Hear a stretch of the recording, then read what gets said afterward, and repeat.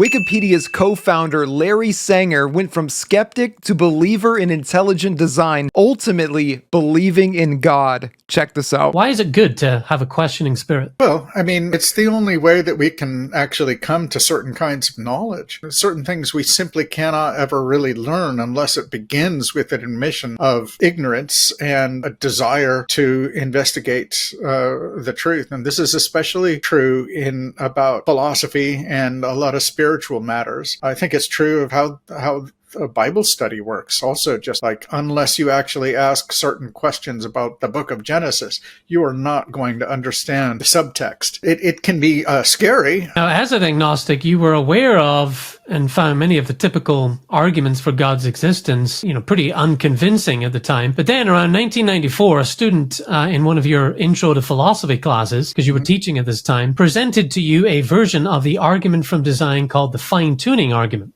Mm-hmm. How did that impact you? How did you find that? I think I'd heard it before, but he put it in a way that was very persuasive. I can explain a little bit about it for those who are not familiar. According to the fine-tuning argument, we observe that if any number of physical mathematical constants were other than they are, then let's say the conditions needed for life to exist couldn't be in place.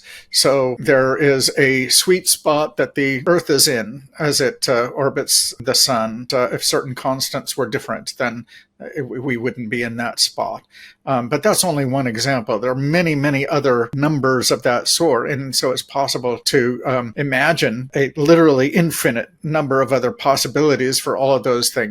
Even things like the existence of atoms and the existence of molecules. If certain values were not what they are, then all of those different levels of order would not be in place, and therefore life wouldn't emerge and we wouldn't emerge. So then the question is, why is that the case? Why are all those numbers such that, being as they are, we do exist and the sort of level of civilization that we're at now? Isn't that remarkable? And I had no answer to that sort of argument. The thing that inspires me with the greatest admiration and makes me think that the universe is designed is not any gap in our knowledge, but the entire order, the rational order of the universe. That's actually the thing that suggests a rational mind. And that actually is what inspires the scientists themselves to become believers when they do. It is the contemplation of the order, not the gaps in the order. That whole sort of problem area is what